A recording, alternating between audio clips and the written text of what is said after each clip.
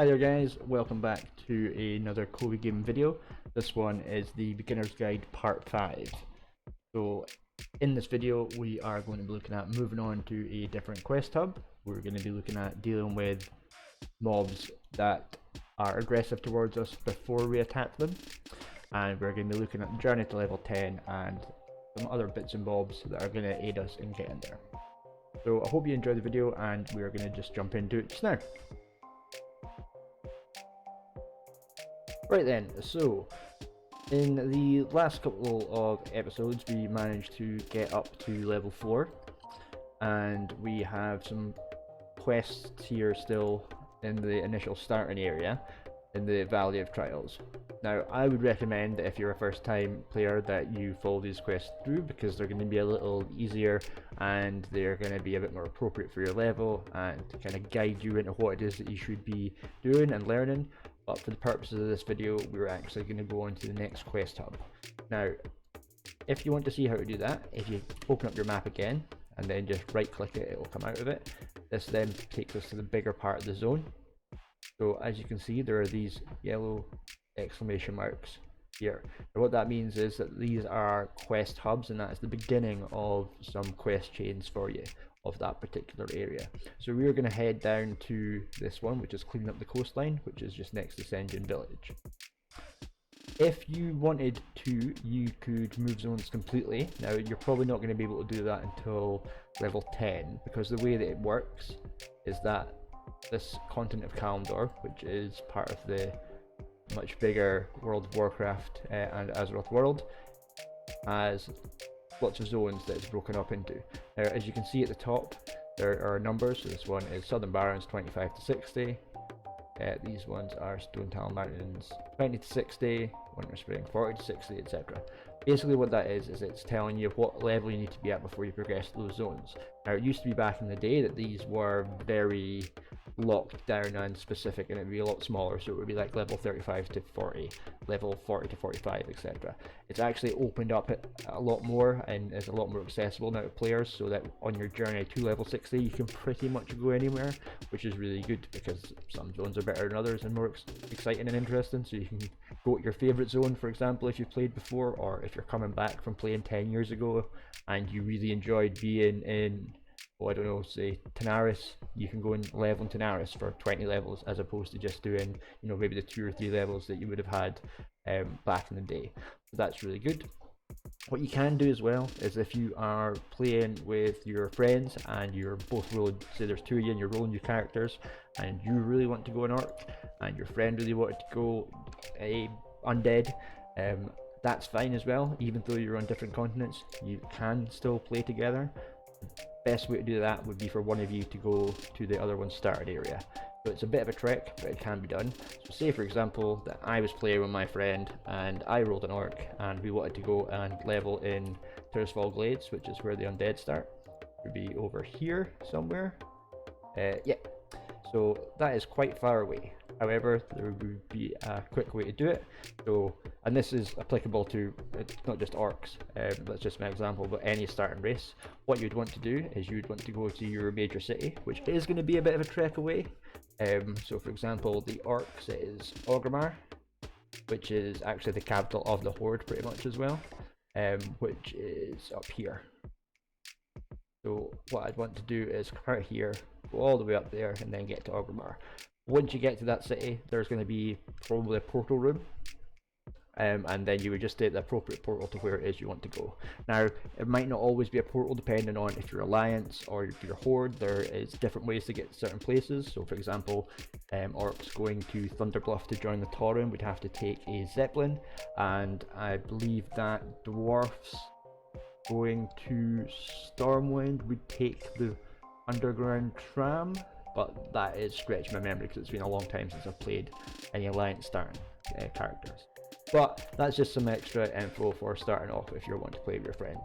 But we don't need to worry about that just now, so what we need to do is get ourselves to Jin Village. So we can see the general direction on the map that we want to go, so we're just going to start going. So I'm just going to hit that auto run on R that I told you about before, and we are off.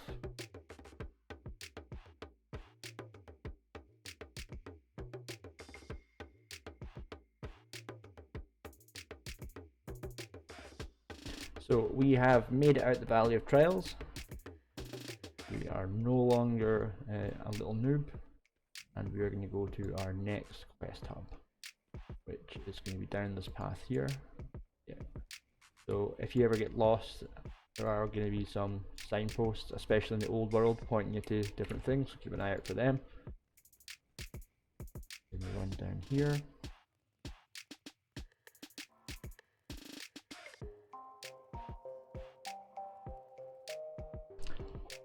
Huzzah! We have arrived in Jin Village. Now for the orcs, this is probably going to be the first kind of stereotypical village setup that you're going to come across.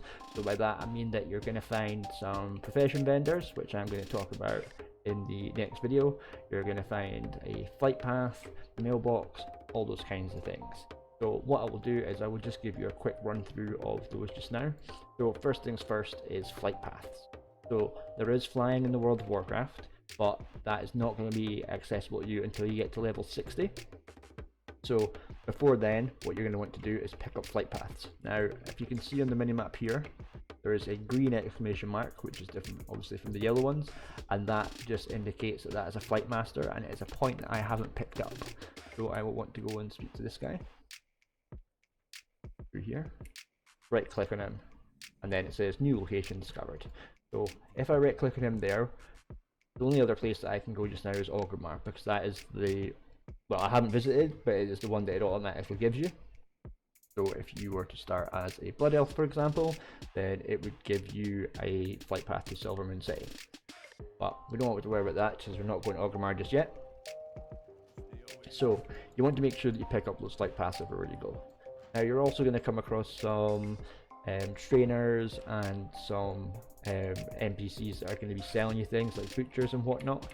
Don't really have to worry about those just now, especially for trainers and things like that. Most of the things are going to be given to you automatically, so that's going to be absolutely fine. As you can see, there's quite a lot of quest givers here in this little hub. We also have someone selling mounts and a riding trainer. Now this is pretty much only going to be at the first ever towns that you come across, because it's not like there's going to be every town or village is going to be selling different kind of mounts. So this is for the trolls, and this is the guy that sells the raptors. But we're not going to be able to buy any of those yet, because our basic riding skill that you can get, you can't learn until level 20. So we don't want to worry about that. We'll go over that in another video. For now, we're just going to be hoofing it and running around. So also, you are going to come across different kinds of buildings, like inns and whatnot. Now, for some bizarre reason, Jin Village doesn't actually have an inn. I've just spent a little while off video looking for one.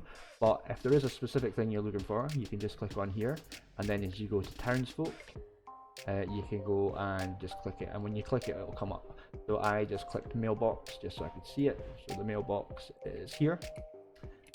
So you can use the mailbox for sending gold and items to other characters that you might have on the realm.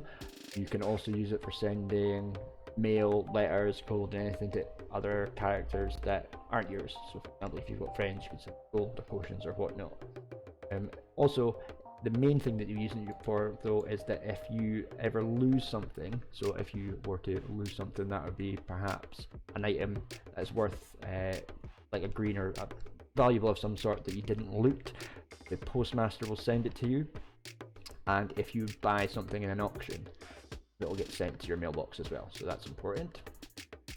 And that's about it just now for the basics of the little villages. So what we're going to do now is we are going to just focus on going and having a look at the mobs that are going to attack us without our well, without us provoking them, essentially.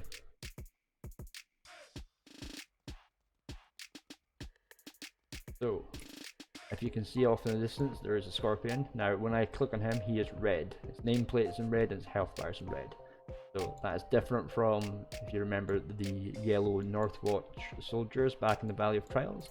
This means that he's a way to kill him, I think. But this means that this guy is aggressive to us. So that character there just went and attacked him, so that's fine. But if we were just to run past him, he would have attacked us anyway. So that boar is yellow, so he's not going to do it, so we need to go and find someone else for the purpose of demonstrating this. So I'm just going to speed this bit up.